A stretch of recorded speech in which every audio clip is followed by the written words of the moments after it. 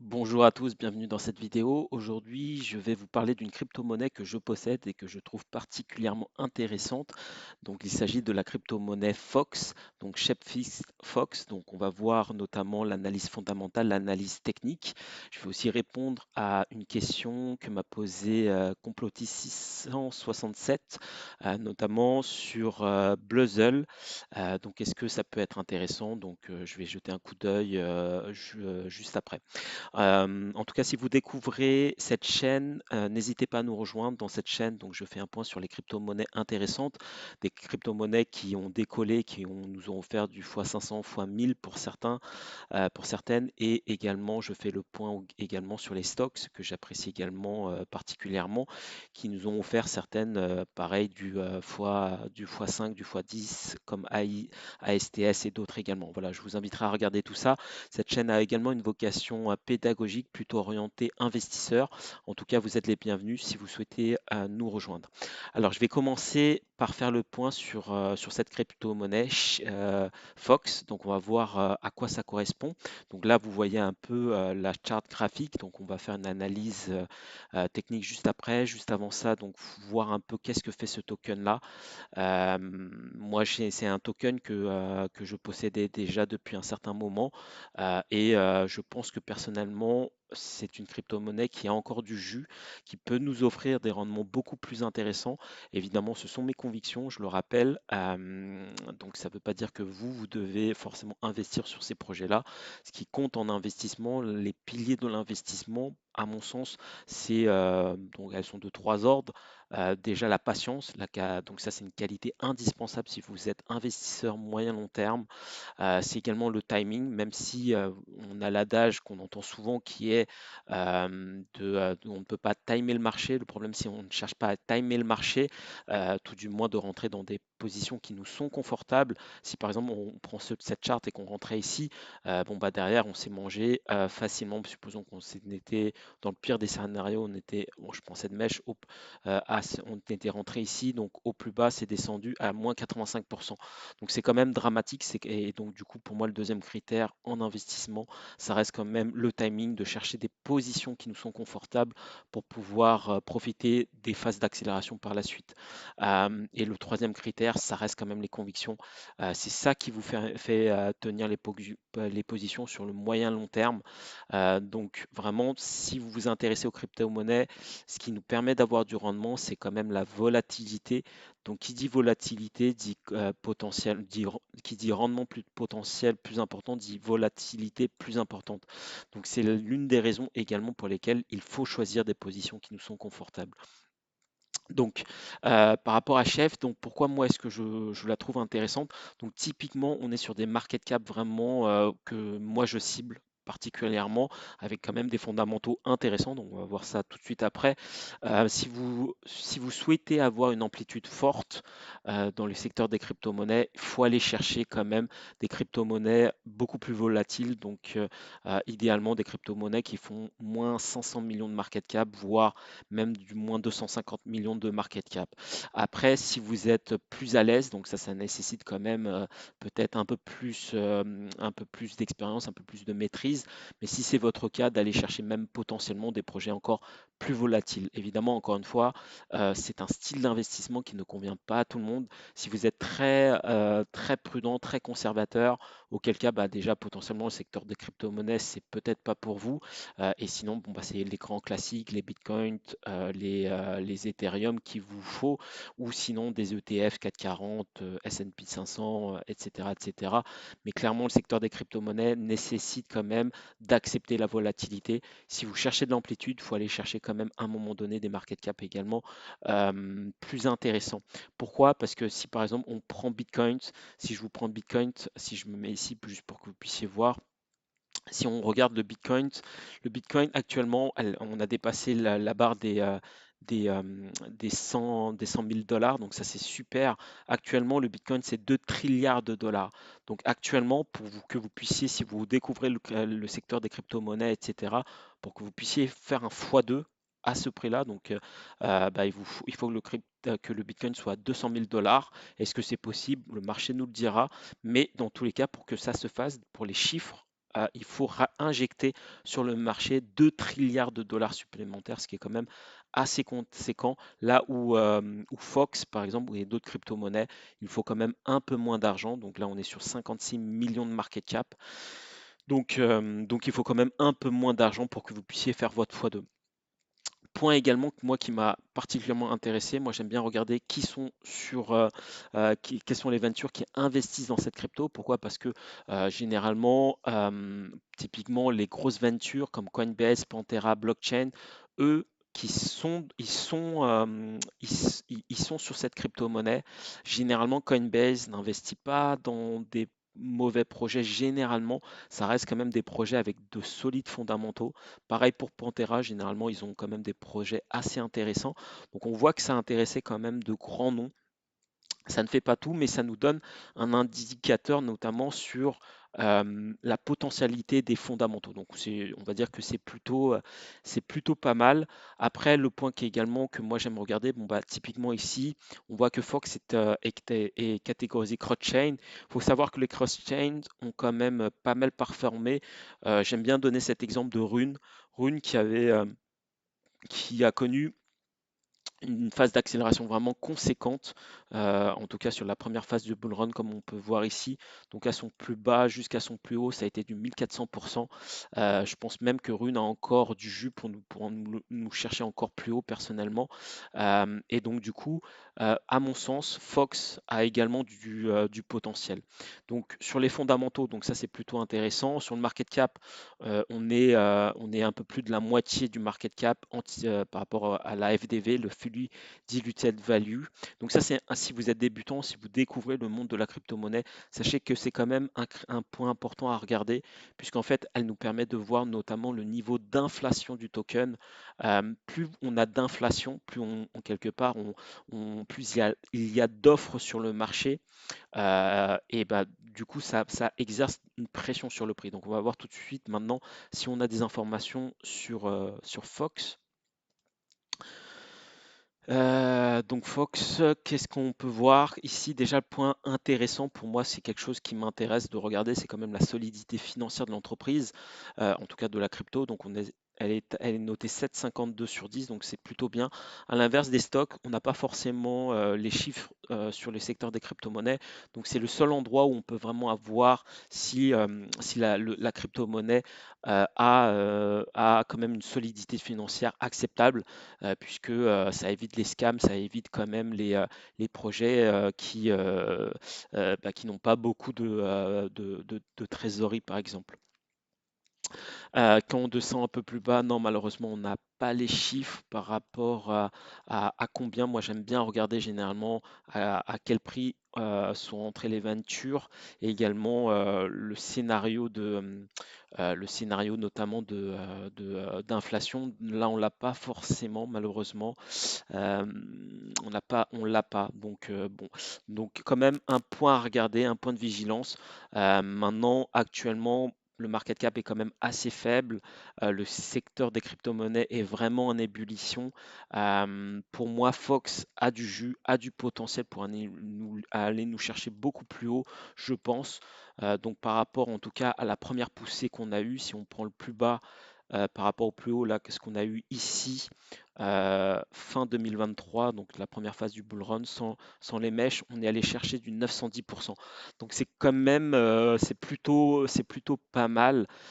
Typiquement pour avoir ce type d'amplitude, clairement, il faut aller chercher quand même des crypto-monnaies plus volatiles que Bitcoin et Ethereum. Comme je l'ai mentionné également, moi Solana, typiquement, moi je l'avais acheté au plus bas, je l'ai vendu dans cette zone-là quand ça commençait à tanguer ici. Là, ça nous a donné une accélération quand même à son plus haut de 34% de plus. Pourquoi j'ai vendu? Pourtant, personnellement, j'aime beaucoup ce token, mais comme je l'ai expliqué à de nombreuses reprises, s'il y a une différence entre, on n'est pas là pour aimer les tokens, en tout cas, si vous souhaitez aimer des gens, aimer votre conjoint, votre conjointe, peu importe, mais les tokens, en tout cas en investissement, on ne cherche pas à aimer des projets, on cherche à avoir une croyance sur les projets et quand on sent que potentiellement c'est plus intéressant, faut aller chasser ailleurs. Moi personnellement, même si j'ai la conviction vraiment que Solana peut aller nous chercher beaucoup plus haut, je suis allé à chercher plus d'amplitude, notamment sur un dérivé de Solana, qui est le DEX de Solana, qui est Orca. Orca qui nous a offert quand même j'ai fait une vidéo dessus avant que ça décolle et ça nous a offert quand même des rendements quand même très intéressants. J'ai dû faire une vidéo quelque part par là et entre-temps, bon bah si on va chercher le plus haut, si on prend avec les mèches, c'est 365% et 214% sans les mèches, sans la grosse mèche là où Solana nous a fait offert 30% d'accélération pendant cette période-là. Évidemment, encore une fois, ce style d'investissement, pareil, ne convient pas à tout le monde, mais tout ça pour vous dire que si vous souhaitez avoir quand même à un moment donné des amplitudes fortes, il faut aller chercher quand même des projets plus volatiles, pas investir dans tout et n'importe quoi, mais des projets qui ont quand même des fondamentaux intéressants et qui surfent sur des vagues quand même assez intéressantes. Donc je vous inviterai à regarder aussi qu'est-ce que ça fait, etc. au niveau du projet. Donc je vous inviterai à regarder tout ça tranquillement également. Voilà, donc moi personnellement, je pense que Fox peut nous permettre, qu'on peut aller chercher beaucoup plus haut que par rapport à ce qu'on a actuellement. Donc si on regarde un peu par rapport à la dernière poussée qu'on a eue, euh, donc si on prend quelques objectifs, en tout cas mathématiques par rapport à ce que ça nous a dessiné, donc ça serait un premier objectif. Là, si on va chercher le 1,618 qui correspond également à cette zone-là. Je vous la dessine pour que vous puissiez bien voir, qui correspond à cette zone, hop, à peu près, donc on la dessine là pour que vous puissiez vraiment voir, qui correspond vraiment à cette zone. C'est une petite zone, mais c'est quand même une zone où le prix a quand même connu un peu de travail à ces niveaux-là, où ça nous a servi à l'époque d'une petite résistance ici, donc un léger support ici, donc potentiellement les 1,618 seraient un niveau d'objectif. Après, si vraiment le marché décolle beaucoup plus, donc auquel cas là, ça serait vraiment exceptionnel. Donc si on va chercher le plus bas par rapport à cette phase d'accélération là, hop, en extension. Donc si on va chercher les 5,08 par exemple, donc qu'est-ce que ça nous donne? Hop. Donc ça nous permettrait d'aller chercher potentiellement cette zone-là de nouveau. Ici, ça serait aussi une zone de prise de profit, 3,14 ici. Par exemple, cette zone-là serait potentiellement une prise de profit, et également cette zone de nouveau quelque part par là. Donc évidemment, moi ce que je vous inviterais, si Fox décolle, évidemment encore une fois, c'est à vous de voir si ce projet vous intéresse. Moi personnellement, j'en ai. Je pense que ça peut nous le chercher plus haut. Supposons par exemple que vous rentrez quelque part par là, déjà les 1,618, donc c'est à 224%. 3,14, c'est près de 500%, 5,08, c'est 800%. Après, à voir si ça nous offre plus haut. Mais la stratégie, c'est c'est quand même une prise de profit progressive à la montée, parce que c'est des secteurs qui peuvent accélérer très vite et avoir une chute très rapide également. Donc, c'est quand même savoir prendre ses profits à la montée. Voilà, donc je pense avoir fait le point par rapport à cette crypto. Voilà, je vous inviterai à regarder selon vos convictions si ce projet peut également vous intéresser.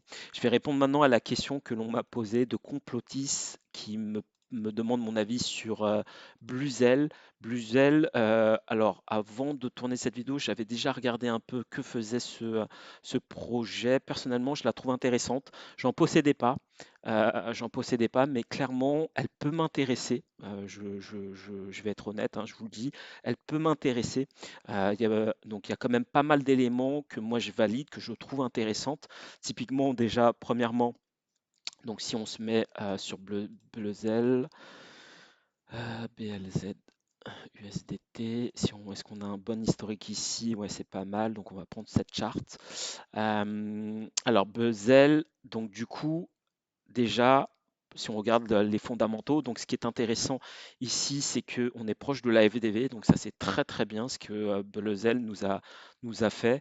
Donc ça signifie qu'on aura peu d'inflation sur ce token. Donc ça c'est très bien. Quelques investisseurs également voilà, qui ont mis un peu d'argent, pas beaucoup, hein, ils ont mis 2 millions 5. C'est pas non plus la folie, mais le projet était présent en 2021, le projet est toujours là. C'est un projet quand même qui a connu une phase d'accélération très forte, donc ça montre bien que ce projet a quand même pas mal intéressé. Donc à son plus bas, on va dire ici, donc ça nous a offert à son plus haut 983%. Donc dites-vous, cette première phase qu'on a eue de bull run en 2023, fin 2023, tous les projets qui ont eu des phases d'accélération fortes comme ça, généralement, c'est des projets qui ont intéressé. Donc là, on est revenu sur des zones quand même intéressantes. Donc si on trace Fibonacci, hop, si on trace Fibonacci, on est revenu chercher quand même des zones très intéressantes.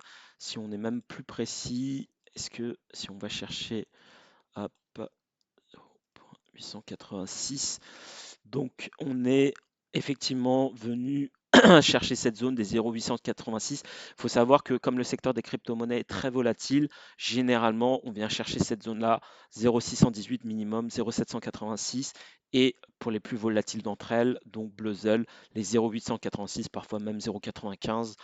Donc ici, on était dans des zones parfaites d'investissement. On est toujours dans ces zones d'investissement intéressantes pour de l'investissement moyen-long terme. Long terme, ça ne veut pas dire ad vitam aeternam, hein. Il faut savoir quand même prendre ses profits à la montée. Donc, est-ce que Bluzzle va nous permettre de nous offrir un nouvel ETH par rapport à 2021? On verra bien. En tout cas, par rapport à ce que fait Bluzzle. Donc là, il était tagué GameFi. Pourquoi pas? Pourquoi pas? Moi, c'est un projet qui peut m'intéresser. Pourquoi? Parce que typiquement, ce projet-là, euh, on va dire que c'est un peu une sorte de marketplace, marketplace un peu NFT. Et donc du coup, je pense que ça peut être intéressant. Donc là, on surfe sur d'autres notions, tout ce qui est social fee, GameFi, IA, etc. Donc Bluzzle sait se positionner sur des narratifs qui peuvent intéresser l'IA, tout ce qui est social fee et GameFi. Donc ça peut effectivement être intéressant. Maintenant, si je regarde sur CoinMarketCap, comment il est tagué, BLZ. Alors, par rapport aux tags qui sont mis, donc là, on est sur bon, l'écosystème Cosmos. Donc, c'est catégorisé comme même storage d'épines. Tout ce qui est storage a bien performé, hein. Quand on regarde un peu sur tout ce qui est storage, vous aviez Arweave qui a eu une belle croissance, une belle accélération en 2023. Effectivement, effectivement intéressant. Effectivement intéressant. Donc pour revenir sur Buzzell, donc effectivement, donc si je vais regarder maintenant sur hop, BLZ, est-ce que j'ai des choses là-dessus? Est-ce qu'on a des infos? Alors, tac, tac, tac. Alors après ici, malheureusement, ça c'est un point négatif, c'est que la partie sociale est peu développée. Donc malheureusement, ils ne mettent pas trop l'accent sur le marketing, sur la com. Ça c'est quand même dommage. Ça c'est le point négatif, hein, pour être honnête avec toi. C'est quand même le point négatif. Point positif ici, c'est que la santé financière est quand même bonne. Donc ça c'est plutôt rassurant, c'est plutôt pas mal. Si on descend un peu, donc là on voit que a priori tous les tokens on a terminé la phase d'inflation. Sans doute que les tokens qui restent, c'est vraiment pour payer les équipes, etc. Donc en tout cas, on n'aura pas de pression sur le prix en plus. Là, moi, j'aime bien regarder là où sont rentrés les seed rounds et les private rounds. Là, ce qu'on voit, c'est que les seed rounds ont été rentrés à 0,04 et en private round, on était sur du 0,12. Là où actuellement, on est sur du 0,16, 0,16, donc 0,12. Donc on est sur les prix d'entrée de ceux qui ont investi en private round. Point également rassurant, c'est que même si on a connu ces deux phases-là, cette première phase de bull run en 2021, première phase en 2023, qu'on a eu la dilution de tous les tokens, vous avez encore quand même des ventures qui sont encore dans ce projet-là. donc ils n'ont pas tout vendu. Donc si eux sont restés, c'est que eux-mêmes croient que Buzzle peut aller nous chercher plus haut. Donc ça, c'est la croyance également de ces ventures-là. Donc si moi personnellement, hein, encore une fois, il peut m'intéresser. Ce qui est bien, c'est que là, on est revenu taper cette zone-là. Si on regarde un peu plus près, on est revenu on est revenu taper cette zone. Je vous la dessine pour que vous puissiez bien voir. Hop. Donc on est venu chercher cette zone qui était hop, précédemment, donc ça nous a qu'on a briqué, on avait fait ça, on est allé chercher plus bas, on est allé, on est revenu taper cette zone-là. Donc si on continue, bon bah ça serait quand même, on verra ce que le marché nous dessine. Mais par rapport à ce qu'on a vu sur Fibonacci, on reste dans des zones confortables quand même d'investissement moyen long terme. Donc on est quand même sur du 0,786 toujours. Ça reste quand même des zones intéressantes. Donc si on accélère, donc en premier objectif, donc ça serait d'aller chercher les 1,618. Si on va chercher les 1,618, donc ça nous amènerait à un prix, hop, donc par rapport à ce que ça nous a dessiné, hop, donc si on va chercher les 1,618, donc on irait chercher, hop, donc on irait chercher cette zone-là. Donc ça nous amènerait sur du 380%. Après, je vous fais pas l'autre extension. Bon, ça reste quand même très spéculatif. On verra dans un second temps. Mais déjà, si on vient chercher les 1,618, bon bah ça signifie que on est le Buzzle est venu nous offrir un nouvel ATH. Est-ce qu'il aura du jus pour partir plus haut encore? À voir, je ne sais pas. Mais déjà, ici, cette zone-là sera déjà une première prise de profit potentielle. Donc moi, c'est un projet que je garde sous le coude personnellement. J'ai d'autres projets également qui peuvent m'intéresser. Je verrai ça. Donc voilà. Donc j'espère avoir répondu à ta question. Donc effectivement, moi, je pense que c'est un projet intéressant qui valide quand même pas mal de mes critères. Donc je garde ça sous le coude. Moi, personnellement, ça peut m'intéresser. Donc je verrai. J'aime bien quand même laisser poser, pas prendre de décision hâtive. Donc c'est ma manière de fonctionner, de toujours laisser passer un peu de temps. Et si avec un peu de temps, j'ai encore ces convictions-là, c'est que c'est plutôt bon. Mais par rapport à ce qu'on a vu, ce projet est plutôt intéressant. Voilà, donc c'est ce que je voulais partager avec vous, le projet Fox et la réponse à la question par rapport à Buzzle. En tout cas, si cette vidéo vous a plu, n'hésitez pas à liker la vidéo et également à la partager. Ça récompense le travail fourni. Et je vous remercie et je vous dis à très bientôt les amis. Au revoir.